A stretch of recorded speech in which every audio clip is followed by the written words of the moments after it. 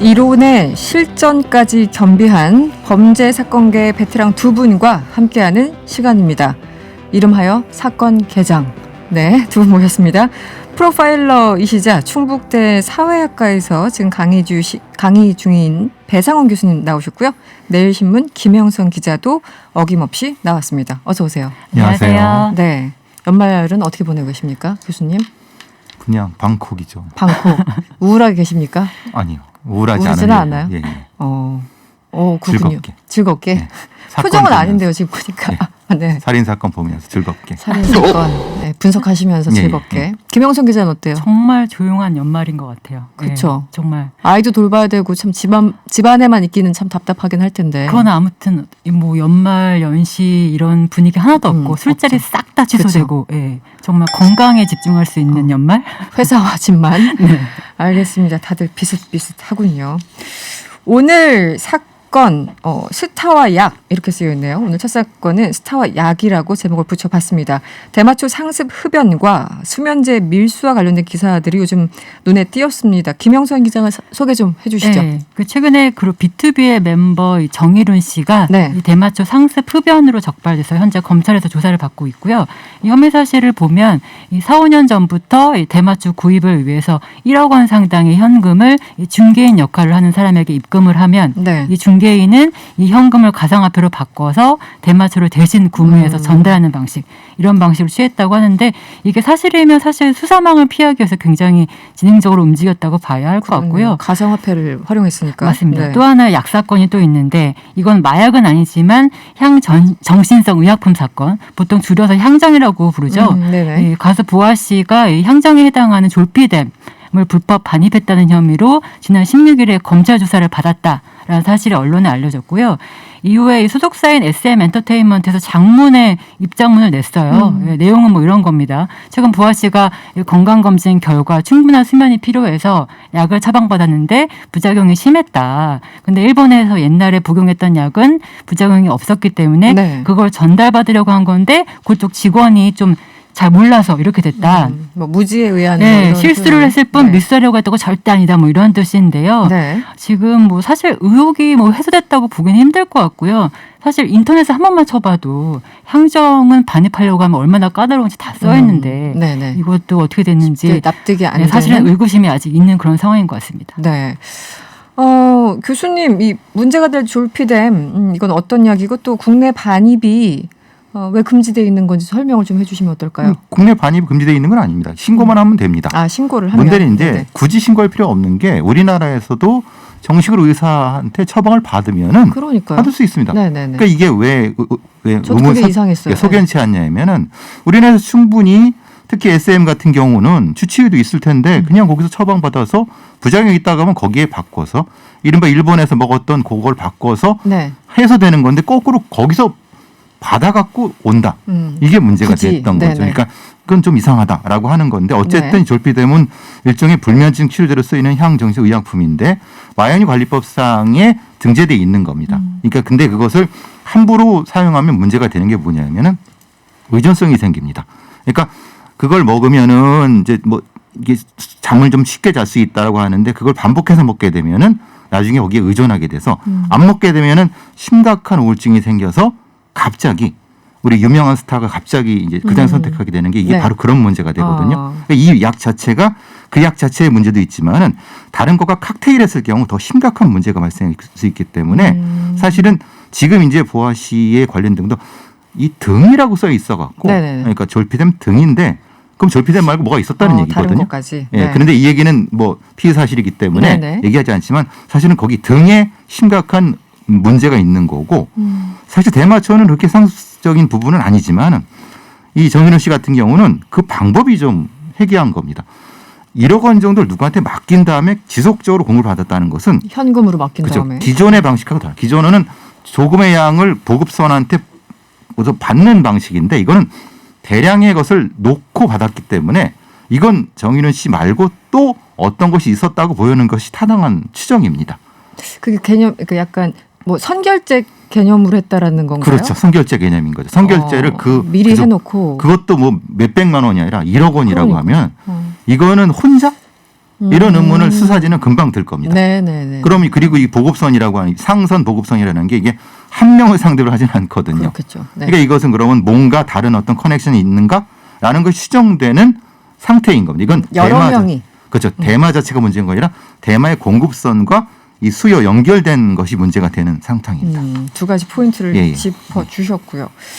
또 하나는 김영son 기자, 이 대마초 상습 흡연과 뭐 가상화폐를 사용한 대리구매, 뭐 지금 또 교수님 설명해 주신 그런 부분도 다 좀 놀랄 일인데 도피성 입대 의혹은 또 뭔가요? 지금 정일훈 씨 같은 경우가 올해 초부터 경찰 조사를 받았다고 그래요.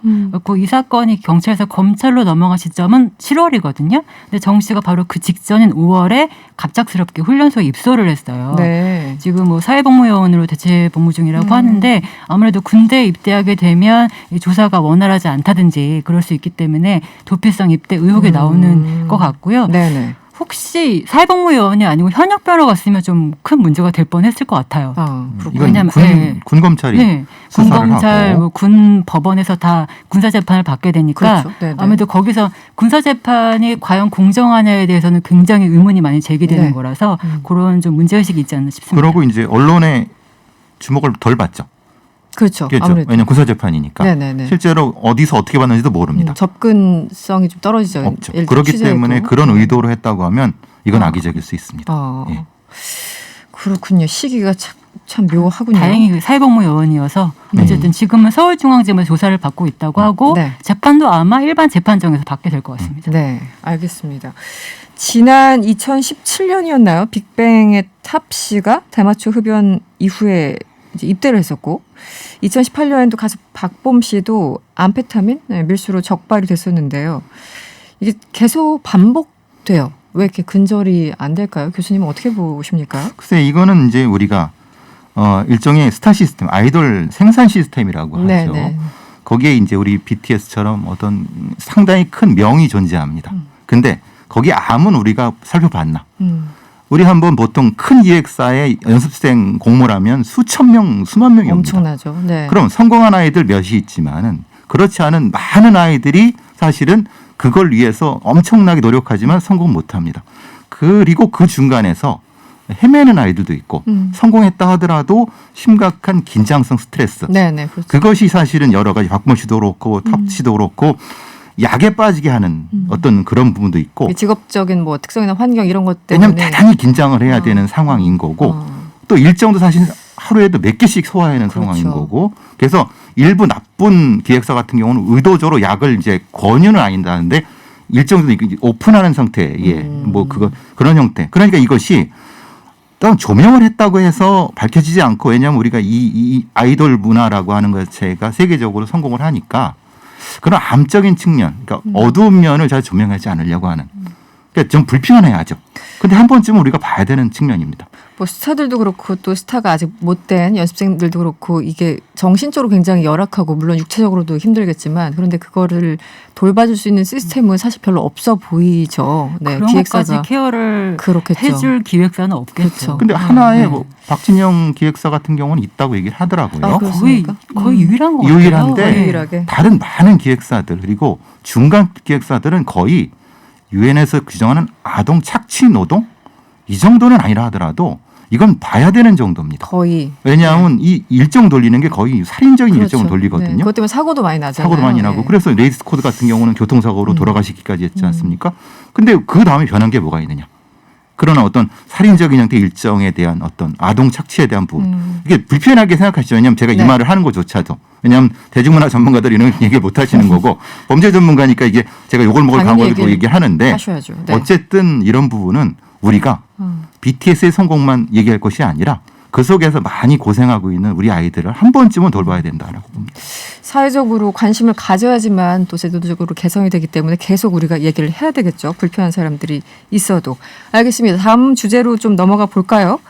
5년 뒤에 처벌 이렇게 제목을 달아봤는데요. 김영선 기자 사건 내용을 좀 전해주시죠. 네, 그 피해 여성이 이 고등학교 나이 때 이 문신 시술 수업을 받다가 이 강사로부터 성폭행을 당한 겁니다.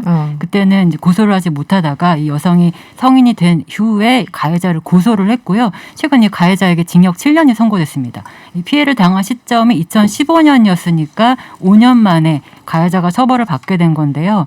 정말 이 5년 동안 피해자가 얼마나 힘들었을까라는 생각이 드는데 피해 당시에는 물증이 없어서 처벌이 안 될 거다 이렇게 생각을 했대요. 학생 때. 네. 특히 문신 시술을 배우게 해준 부모님이 얼마나 충격받을까 이런 생각이 들어서 차마 공개적으로 문제제기를 안 했는데 네. 성인이 돼서 이 사건과 관련해서 굉장히 우울감을 느끼게 됐다고 하고 네. 결국 아버지에게 피해 사실을 털어놓았고 아빠가 이제 대신 나서서 가해자에게 사과를 요구했지만 별다른 연락이 없었다고 하고요. 결국은 참다 못해서 지난해 고소를 했고 이번에 징역형을 받아낸 겁니다. 저는 이 사건 보면서 사실은 성폭행이나 이런 관련해서 재판부에서 납득이 안 가는 재판 결과를 우린 너무 많이 봐왔잖아요. 뭐 집행유예 해주고 이런 거. 그런데 무려 5년이 지났는데 7년 선고됐다고 해서 너무 앞서가는 건지 모르겠지만 약간 재판부가 이제 성인지 감수성 이런 거에 대해서 이제 눈을 조금 뜨기 시작했나 이런 생각이 들었거든요. 그렇죠. 네, 어떻게 보였습니까, 교수님? 일종의 이제 이런 범죄를 우리는 뭐 관습적으로 그루밍 성범죄라고 하지만은 범죄 분류상으로는 소셜 오케인턴스 레이프, 그러니까 사회적 지인에 의한 강간이나 서브오디네이터 지배 강간 형태로 네네. 되거든요. 그러니까 이런 것이 뭐냐면 이게 일종의 청소년인 상태에서 마치 이게 성관계가 자연스러운 것 양 유도를 해갖고 성폭행이지만 성관계인 양으로 그루밍의 전형적인. 이렇게 해갖고 그것이 피해인지도 인지 못한 상태. 그리고 네. 만약에 피해인 걸 고소하거나 문제제기하면 너의 아버지, 너의 부모한테 불이익을 가게 할 거라고 하는 걸 은연중에 퍼뜨리면서 그렇죠. 이 청소년들을 지배하는 형태거든요. 이런 어떤 맥락을 우리의 사법부에 있는 사람들이 이 정도 인식하기 시작했다. 그래서 당시에는 고소를 하지 못했고 네. 또는 피해자 다움이라는 것 자체가 일정 정도 날짜를 기억하지 못하고 행위를 기억하지 못한다 하더라도 피해 사실을 인지할 수 있다. 그리고 지금 보통 형사재판에서는 피해 일시 피해 행위를 정확히 적시를 해야 되거든요. 근데 지금 이거는 그렇지 않아도 네네. 이런 종류의 성범죄 같은 경우는 그렇지 않아도 충분히 유죄가 될 수 있다라고 하는 그런 판례로서 의미가 있는 겁니다. 굉장히 의미가 있다. 예, 예. 사실 그동안 이 재판 과정에서 피해자가 2차 가해, 3차 가해를 더 당하잖아요. 재판부로부터 또 당하고 내가 얼마나 피해자스러운지 피해자 다음을 강요하는 스스로 증명해야 되고 너 그때 왜 도망가지 않았어? 왜 소리 지르지 않았어? 이런 식의 추궁들 말도 안 되는. 그 김영선 기자도 이 사건 보면서 좀 여러 가지 생각이 들었을 것 같아요. 뭐 저는 네. 수사기관을 취재하는 입장이니까 경찰. 수사기관에서도 사실은 피해자다움을 강요하는 게 굉장히 그렇죠. 더 심했거든요. 예전에는. 네네네. 그러게 뭐 왜 늦게 다녔어? 왜 그렇게 옷을 입었어? 왜 짧은 치마 입었어? 네. 전형적인 얘기들이죠. 심지어 뭐 네. 디지털 성범죄 같은 경우 아예 피해 자체를 인정하지 않는 거였잖아요. 아 다리 조금 찍혔는데 뭐 그게 딴 사람들은 몰라. 네네. 이거 피해 아니야 이런 식으로. 지금은 많이 나아졌다고 하지만 여전히 갈 길이 멀지 않나 싶습니다. 그러니까 제가 좀 추가 네. 말씀드릴 것은 네. FBI에서 이 아동 성범죄에 대한 별도의 부서가 있습니다. 그렇죠. 국립폭력범죄 분석센터라는 게 하나의 3분의 1 부서를 카리하는 것은 이렇게 해서 이런 아이들의 성범죄의 피해 양상이나 어떤 것이 가해자의 공격성이 어떻게 나타나고 법정에서 어떤 진술을 하고 피해자는 유형별로 싹 만들어놨습니다. 그래서 만약에 이런 범죄가 났을 경우 거기에 그 전문가들을 초빙해서 법정에서 증언을 하게 해서 네네. 유죄 판결이 되게 쉽고 근데 우리는 그런 게 전혀 없습니다. 이게 말하자면 조그만 부서에만 해놓고 지금 이제 그 검경 수사권 조정 경찰법 바꾸는데도 네네. 이게 생활 질서의 일부 그렇죠. 이렇게 됩니다. 그러니까 범죄라는 것은 그걸 집중적으로 연구하고 다루지 않으면 그걸 사람들이 인지하를 못합니다. 그렇죠. 이게 심각하게 범죄 인지를 모르는 거예요. 근데 우리의 아이들이나 우리의 여성들이 엄청나게 피해받고 있는데 네. 목소리가 없으니까 네네. 피해를 얘기하지 못하니까 마치 없는 것처럼 느끼는 겁니다. 그런데 엄청나게 많거든요. 이게 암수 범죄거든요. 이게 사실 중요하다는 거예요. 네. 다시 한번 강조할 거는 당장 뭐 성폭행 같은 경우는 물증이 당장 없어도 일단 구체적인 진술, 뭐 기억 이런 증언에 의존해서도 충분히 그 가해자를 처벌할 수 있다라는 점을 다시 한번 좀 강조를 하고 싶습니다. 네. 오늘 사건 두 개를 얘기하다 보니까 시간이 다 됐는데요. 1555번님 피해자가 피해를 입증해야 처벌할 수 있는 세상. 말을 못 이으시고 이렇게 문장을 남기셨네요. 네, 성탄절 잘 보내시고요. 지금까지 배상훈 교수 그리고 김영선 기자였습니다. 고맙습니다. 감사합니다. 감사합니다.